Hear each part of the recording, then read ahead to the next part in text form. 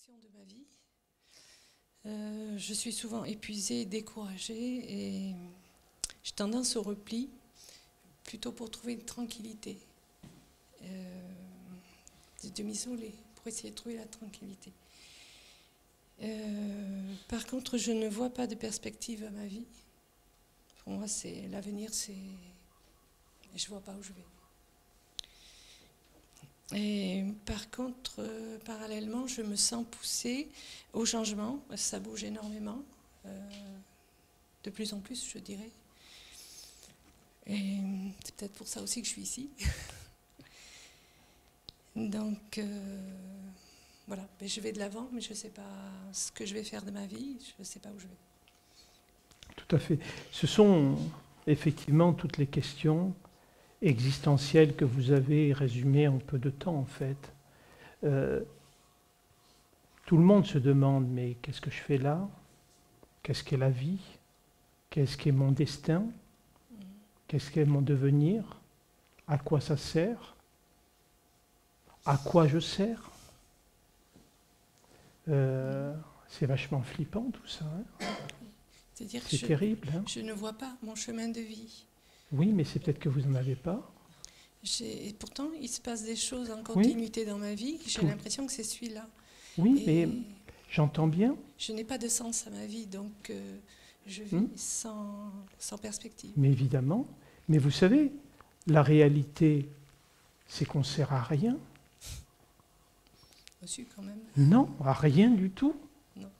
Je prends dans l'absolu, si vous n'étiez pas là, aujourd'hui, ça changerait quoi, ce qui se produit là?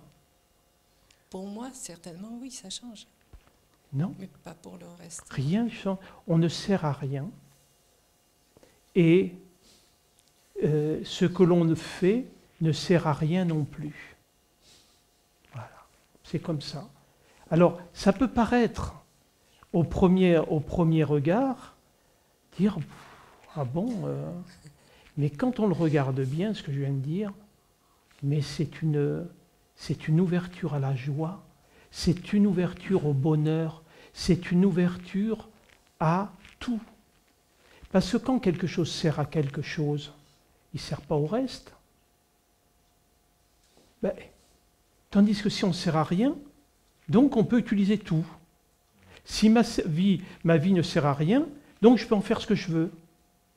C'est ça la liberté. Donc, qu'est-ce que mon propos? C'est qu'il est évident que ce que nous sommes, chacun de nous, n'est que le hasard, en fait, où un jour, un homme, qui était votre père, et une femme, qui était votre mère, se sont rencontrés. La magie de la vie a fait qu'ils ont eu une attirance, et ils ont voulu construire quelque chose dont vous faites partie. Ce qu'ils ont construit, l'ont construit à partir de leur génétique personnelle, qui fait que vous avez une personnalité, une physionomie qui appartient globalement à votre lignée. Vous êtes une chaîne, et ça se perdure depuis l'origine.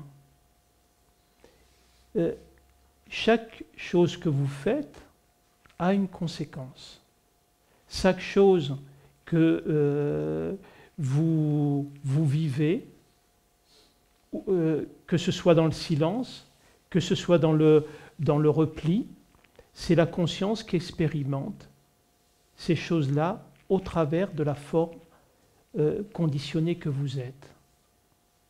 C'est la vie qui circule à travers vous, comme elle circule à travers des milliards et des milliards de formes. Et tout ça fait effectivement l'expérience que le Père fait en se manifestant dans la matière. Vous n'êtes pas une individualité, vous faites partie de cette magnifique symphonie que l'on appelle la vie. Et donc, la chose qui nous est demandée, parce que quand je dis ça nous est demandé, parce que c'est intérieur, il y a un appel à vivre, un appel à aimer, un appel à être aimé. C'est ça la vie en fait. Mais si effectivement on revient dans le fait où je dois trouver mon chemin, je n'ai pas de perspective, rien qu'en le disant, vous allez vous apercevoir que tout se réduit, tout se renferme, comme si je devrais faire quelque chose, je ne le fais pas, donc j'ai loupé ma vie. On ne peut pas louper sa vie, on est dedans. Je me sens inutile aussi. Mais vous l'êtes. Vous l'êtes, mais vivez-le vraiment. Vivez-vous inutile. Quand je dis repli, c'est du renfermement. Je le sais bien. C'est de la peur. C'est la peur du regard de l'autre. La peur de vous ouvrir à l'autre. Mais l'autre, c'est vous aussi. Il est comme vous. Toutes les personnes qui sont ici, et dans toute l'humanité, on aspire tous aux mêmes choses. Vous voyez? Mais la difficulté, c'est qu'on attend qu'elles viennent des autres, au lieu de donner ce qu'on a envie de recevoir. Vous voyez? C'est pas facile, hein, bien évidemment, parce que la vie, effectivement, comme on la vit à partir d'une individualité, il y a moi et le monde. Et quand je regarde le monde, il peut faire peur. Il y a de la violence, il y a de la haine, il y a de la colère, il y a du rejet. Donc je dois pouvoir dépasser ça par mon ouverture de cœur. Un enfant, est-ce qu'il se dit qu'est-ce que je dois faire? Où est le sens de ma vie? Rien du tout. Il vit dans l'instant. Et le seul moyen qui nous est donné pour éviter d'être aspiré dans ce que vous avez dit qui est souffrance quand même, c'est de revenir dans la présence de l'instant, au niveau du silence. Et quand le mental fait silence, il y a un espace qui s'ouvre tout d'un coup. Cet espace, il peut être perçu dans un premier temps, mais petit à petit, quand on va apprivoiser ce silence, quand on va en connaître sa nature, on va voir que ce silence, c'est nous. Et on va fonctionner à partir de cet endroit-là. Et dans cet espace-là, il n'y a plus de questions. Il y a juste le fait d'être.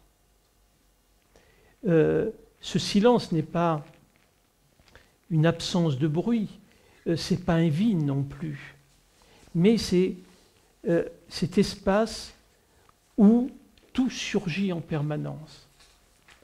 La pensée, la parole, l'acte, la spontanéité, c'est-à-dire ça laisse la place à cette inspiration que la vie va vous donner avec cet élan d'aller vers toujours. Vous voyez? Parce qu'autrement, on est modelé par notre enfance, les exigences que nous ont données nos parents, les exigences que nous ont données la société, où il faudrait tendre vers une perfection. Mais nous sommes parfaits, au-delà même de ce que l'on peut imaginer. Quand on regarde le fonctionnement du corps, le fonctionnement de notre esprit, qu'est-ce qu'il peut y avoir de plus parfait? Et donc, on veut simplement se dire « Ah, si je suis irréprochable », ce qui est éducatif, si je suis irréprochable, à ce moment-là, effectivement, je serai quelqu'un de bien. Mais nous sommes tous quelqu'un de bien, sans qu'il n'y ait rien à rajouter. Voyez, si vous ouvrez votre cœur à l'autre, l'autre vous ouvre son cœur immédiatement. Voyez, je crois qu'il faut que vous osiez. Voyez? Et j'aime beaucoup le mot oser, parce que si on tourne, c'est la rose. Voyez?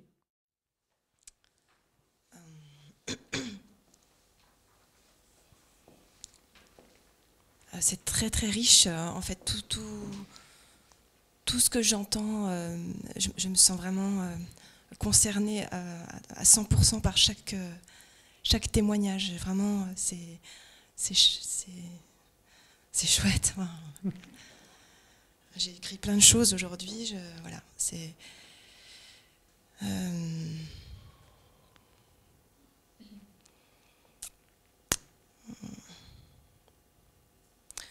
je crois que je commence à découvrir la vie un peu différemment en posant la culpabilité progressivement, puis ça revient, puis voilà, c'est encore assez... Enfin, je suis sûre que c'est très mental encore.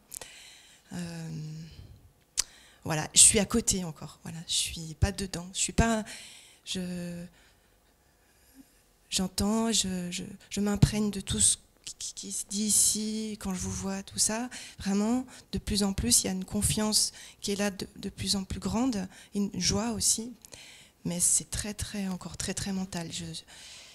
Mon corps, il me parle aussi, et je me sentais aussi particulièrement proche du témoignage d'Evelyne.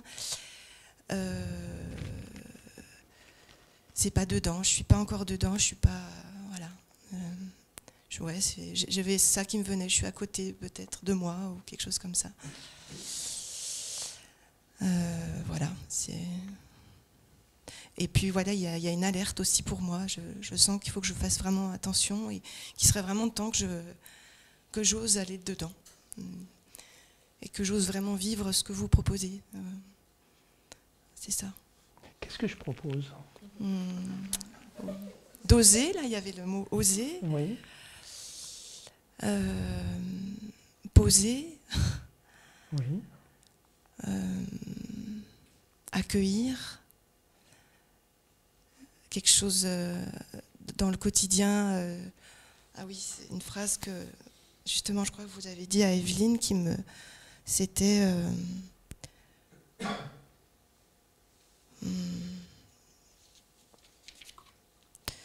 je suis complètement identifiée à tous les schémas chimiques du corps, donc il y a souffrance, combat. C'est-à-dire dès qu'il y a un stress, de toute façon, je plonge dedans, c'est direct, tout le temps. J'arrive à en sortir peut-être plus rapidement qu'avant, mais je m'identifie directement à ce qu'on m'envoie tout de suite. Mes enfants en particulier, parce que voilà, mais de toute façon, chaque événement, chaque chose. Oui. Vous savez, c'est un beau témoignage que vous donnez, parce que ça, vous le faites vraiment partir du cœur, donc c'est touchant. Ce que je veux dire, c'est que ce que je propose, en fait, c'est de montrer, dans la vie, il ne faut pas, et ça continue un peu ce que je vous disais, il ne faut pas vouloir être à la hauteur. Il ne faut pas vouloir et chercher à avoir les réponses. Notre force, elle se trouve dans nos faiblesses. Pourquoi? Parce que dans nos faiblesses, on accepte de se dépouiller, on accepte de s'ouvrir, on accepte de se montrer tel qu'on est. Il y a tout ce schéma qui fait qu'on est toujours en combat pour être quelqu'un, pour réaliser quelque chose, que ce soit professionnel, que ce soit affectif, que ce soit en tant que parent, en tant que conjoint, en tant qu'ami. Tout le temps, il y a cette lutte pour être toujours à la hauteur. Mais on a à être à la hauteur de rien. On a juste à accueillir notre simplicité et être dans l'humilité de ce que l'on est.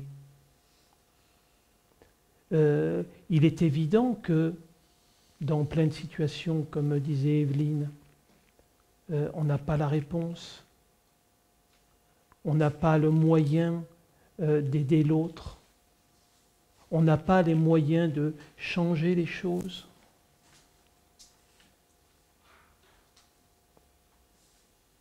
Mais réellement, est-ce que les choses ont besoin d'être changées? Pourquoi ne pas accepter que les choses sont parfaites dans ce qu'elles sont, et c'est uniquement chacun de nous, nous n'avons pas la capacité à reconnaître la perfection.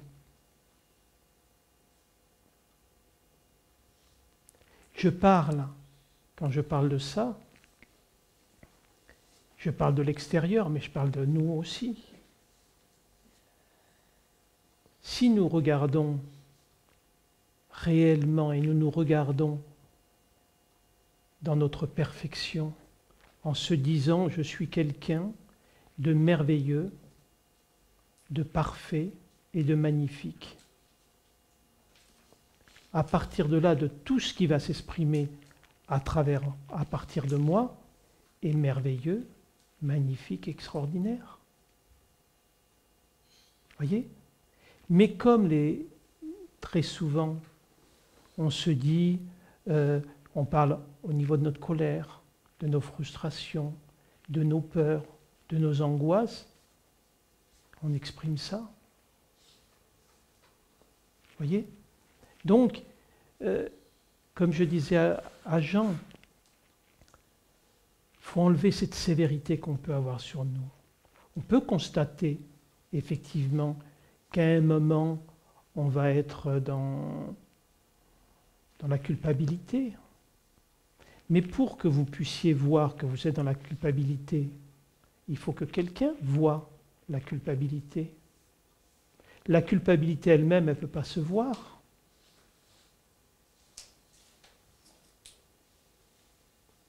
Vous ne savez pas où je vais là. C'est pas grave, c'est pas grave.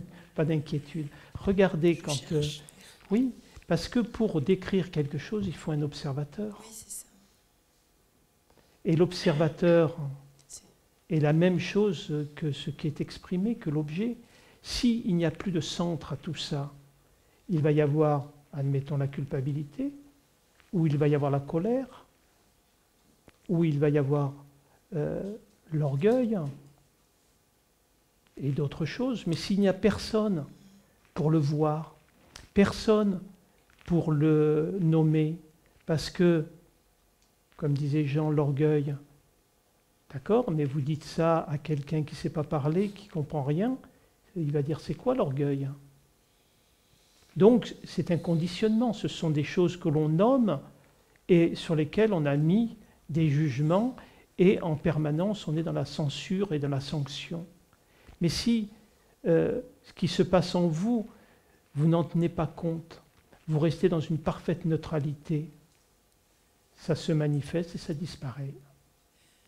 Je crois que je n'avais pas compris la notion d'observateur. Du coup, là, c'est-à-dire qu'en fait, l'observateur, c'est le mental, c'est l'intellect. C'est ça. J'avais pas... C'est ça. Et du coup, oui, effectivement, j'imagine que je suis dans le présent et là, je vis ma culpabilité, peu importe, je la nomme pas, mais voilà, c'est... Elle se manifeste comme ça. Et voilà, et je la nourris pas en plus la nommant, quoi. C'est ça. Dès que vous la nommez, elle se manifeste. Et dans le prologue de Jean, c'est un petit peu ce qui est dit. Pas lui. Mais peut-être que si, hein. Ouais. Quoique, hein. Au départ était le Verbe, et le Verbe s'est fait chair. C'est ça. Dès que quelque chose est nommé, ça existe. Donc, si effectivement vous faites l'expérience quand quelque chose se manifeste en vous, de ne pas le nommer, de ne pas le regarder, d'être cette chose-là, elle se déploie et elle disparaît très vite. Parce qu'il n'y a pas d'observateur, il n'y a personne qui le constate. Je ne comprends pas avec le fait d'accueillir dans ce cas-là. C'est l'accueil, c'est ça l'accueil.